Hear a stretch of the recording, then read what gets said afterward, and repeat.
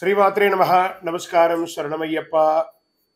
Sadhguru జ్యోతిషాలయం December నెల గోచార గ్రహస్థితులను దృష్టిలో పెట్టుకొని అన్ని వర్గాల వారిని దృష్టిలో పెట్టుకొని ఈ నెల జాతక పరిశీలన అనేది చెప్తున్నాం 12 రాసులకి. ప్రతి ఒక్కరికి జాతకం అంటే కూడాను నాకు ఎలా ఉంటుంది, ఆరోగ్యం ఎలా ఉంటుంది, వ్యాపారం ఎలా ఉంటుంది, ఉద్యోగం ఎలా ఉంటుంది, నా జీవితం ఎలా ఉంటుంది, నా రాజకీయం ఎలా ఉంటుంది, ఇలాంటి ఒక తాపత్రయంతోనే మనం పరిగెడుతున్నాం. ప్రతి ఒక్కరు గుర్తుపెట్టుకోవాలి, జాతకం అనేది, జ్యోతిష్యం అనేది పడుతున్న వర్షానికి ఒక గొడుగే కానీ జ్యోతిష్యం జీవితం కాదు. మీరు మిమ్మల్ని నమ్ముకోండి చక్కగా. దాంతోపాటు మీ ప్రయాణంలో మీ ఒడిదుడుగులకి కాస్త జాతకాన్ని గుర్తుపెట్టుకోండి చాలు, కానీ జాతకాన్ని జీవితంగా భావించకండి. శరణమయ్యప్ప. ఈ జాతకం దయచేసి అడిగేవాళ్ళు వాట్సాప్లో మాత్రమే మెసేజ్ పెట్టండి. అవకాశం ఉన్నప్పుడు రిప్లై ఇవ్వడం జరుగుతుంది, కానీ కాల్స్ చేయకండి. వాట్సాప్ చేసి మా ఆఫీస్ నుంచి మీకు కాల్ వస్తుంది. మీరు మీ జ్యోతిష్యం తెలుసుకోవడానికి మీ యొక్క date of birth, time of birth, place of birth WhatsApp చేయాలి. శరణమయ్యప్ప. అర్ధరాత్రి ఫోన్లు చేయడం, ఏయో క్వశ్చన్స్తో అడగడం, మళ్ళీ చెప్తున్నాను, డోంట్ కాల్ అస్, వాట్సాప్ చేయండి. శరణమయ్యప్ప. జ్యోతిశాస్త్రరీత్యా ద్వాదశ రాశుల్లో 7వ రాశి అయినటువంటి తులారాశి మిత్రులారా, మీరు చిత్తా నక్షత్రం 1, 2, 3, 4 పాదములు, స్వాతి నక్షత్రం 1, 2, 3, 4 పాదములు, విశాఖ నక్షత్రం 1, 2, 3 పాదాలకు జన్మించిన మీరు చిత్తా నక్షత్రం తులారాశి వారిగా పరిగణించబడుతున్నారు. ఈ డిసెంబర్ 24 తులారాశి మిత్రులారా, మీకు శుభాశుభ ఫలితాలు. రాహు అనుకూలంగా ఉన్నారు, బృహస్పతి 7వ ఇంట్లో, శని 5వ ఇంట్లో, కేతువు 12వ ఇంట్లో, అంగారకుడు తిరోగమనంలో, శుక్రుడు డిసెంబర్ 2 నుండి 28 వరకు 4వ ఇంట్లో, 24 నుండి జనవరి 7 వరకు 5వ ఇంట్లో ఉంటారు. కేతువు 12వ ఇంట్లో. ఈ నెల శుభప్రదంగా ఉంటుందండి.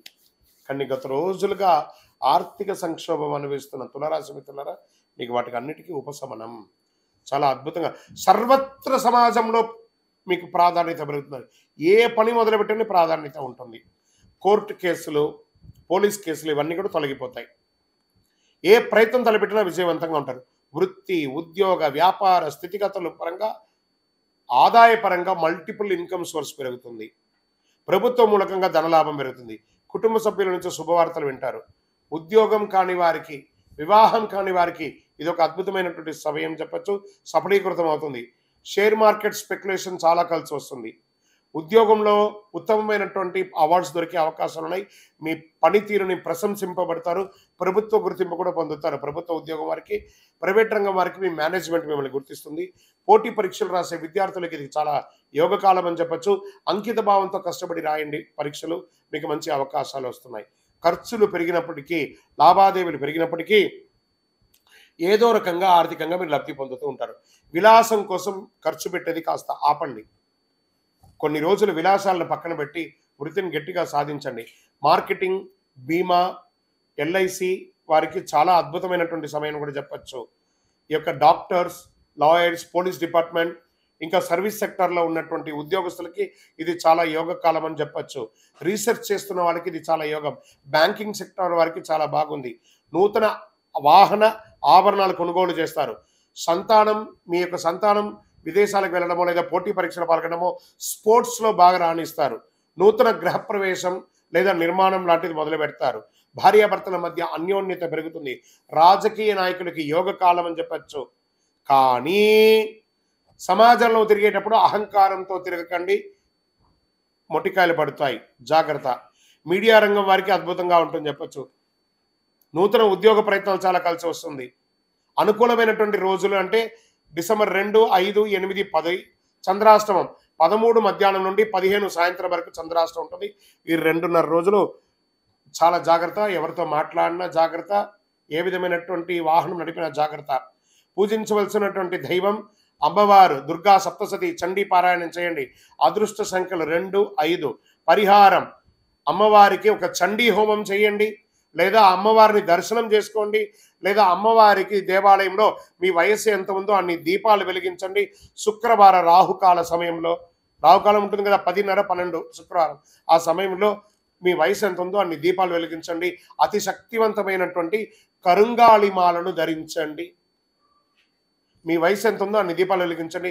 ఇంకనూ మీ యొక్క వ్యక్తిగత జాతకం తెలుసుకోవాలనుకుంటే ఈ కింది నెంబర్కి మీ date of birth, time of birth, place of birth WhatsApp చేయండి. కరుంగాలి మాల కావాలన్నా కూడా వాట్సాప్ చేయండి. ఈ యొక్క ద్వాదశ రాశి ఫలితాలన్నీ పొందినటువంటి మన ఛానల్ ప్రేక్షక మిత్రులందరికీ కూడా శుభాకాంక్షలు. మీరు మా ప్రోగ్రామ్స్ అన్ని చూస్తున్నారు, కానీ సబ్స్క్రైబ్ చేయట్లేదు, ఎవరికి షేర్ చేయట్లేదు. మీకు ఇక్కడ పెట్టుకొని గురుగారు బాగా చెప్పారని అనిపించిందంటే మా ఛానల్ సబ్స్క్రైబ్ చేయండి, ఇంకొక 10 మందికి షేర్ చేయండి. వందే మాత్రం, వందే మాత్రం, వందే మాత్రం.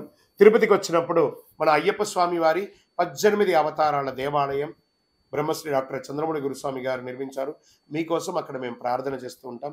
మన దేవాలయం ఇప్పుడు నిత్య అన్నదానం అక్కడ జరుగుతుంది. తిరుపతికి వచ్చినప్పుడు అవకాశం వల్ల మన దేవాలయం వచ్చి భిక్ష స్వామివారి ప్రసాదం తీసుకోండి. శరణమయ్యప్ప, శరణమయ్యప్ప, శరణమయ్యప్ప. ఏమండి, మా స్కూల్లో విద్యార్థుల్ని మా పిల్లలు చదువుతున్నారండి, ఆ విద్యార్థుల్ని అయ్యప్ప దీక్షలో అలౌ చేయట్లేదండి. ఇది కరెక్టా తప్ప? మేనేజ్మెంట్ కరెక్ట్, మీరు కరెక్ట్ కాదు. మీరు ఏమడిగారు? అయ్యప్ప దీక్షతో అక్కడ అలౌ చేయట్లేదు అంటే మీ అయ్యప్ప దీక్షకు మీరు ఎంత ఇంపార్టెన్స్ ఇచ్చారో ఆ మేనేజ్మెంట్కి ఒక యూనిఫామ్ ఉంటుంది కదా. మీరు ఆ పిల్లవాడిని చేర్చేటప్పుడే ఈ స్కూల్ మేనేజ్మెంట్కి అనుబంధంగా ఉండే మా విద్యార్థిని ఇక్కడ చదివించడానికి మేము ఒప్పుకుంటున్నామని చెప్పి సంతకం పెట్టే కదా చేర్చారు. తప్పు కదా.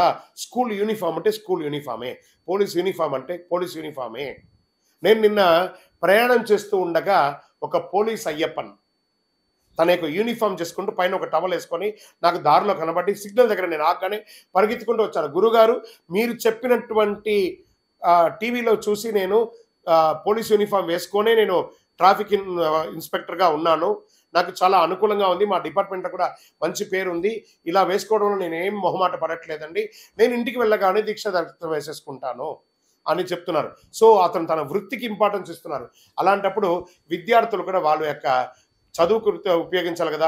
ఆ చదువు సమయంలో మాలలు వేసుకొని, నల్ల బట్టలు, ఎర్ర బట్టలు వేసుకొని ఆ స్కూల్లో ఫ్యాకల్టీస్ ఏ రకంగా ఉంటారో, ఎలా ఉంటారో తెలియదు కదా.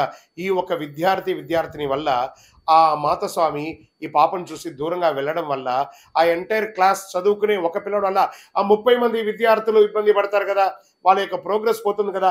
అప్పుడు మనం మాల వేసుకొని 10 మందికి సమాజానికి సేవ చేస్తున్నామా, 10 మందికి ఇబ్బంది పెడుతున్నామా? కామెంట్స్ అంతా చేయకండి, బుర్ర పెట్టి మనసు పెట్టి ఆలోచించండి. పిల్లల్ని స్కూల్కి పంపించే ప్రతి తల్లిదండ్రులు మీ పిల్లలకి మాల వేస్తే మీరు మాల వేసుకునేది మీ ఇంటి కోసమే కానీ ఆ స్కూల్ కోసం కాదు. స్కూల్కి వెళ్ళే వాళ్ళు యూనిఫామ్తోనే వెళ్ళాలి. అక్కడ పిలిచే టీచర్ స్వామి రా, కొచ్చు స్వామి రా అని పిలవరు. హే రాజు, హే విజయ, హే రాధా, హే ఇలాగే పిలుస్తారే కానీ స్వామి గారు రండి అని ఆ లాంగ్వేజ్ అంతా మార్చుకోరు. టీచర్ అలా చెప్పితేనే బుర్రకెక్కుతుంది. కాబట్టి స్కూల్ మేనేజ్మెంట్కి అగెనెస్ట్గా వెళ్ళకూడదు. అయ్యప్ప స్వామి కూడా ఒప్పుకోడు. శరణమయ్యప్ప.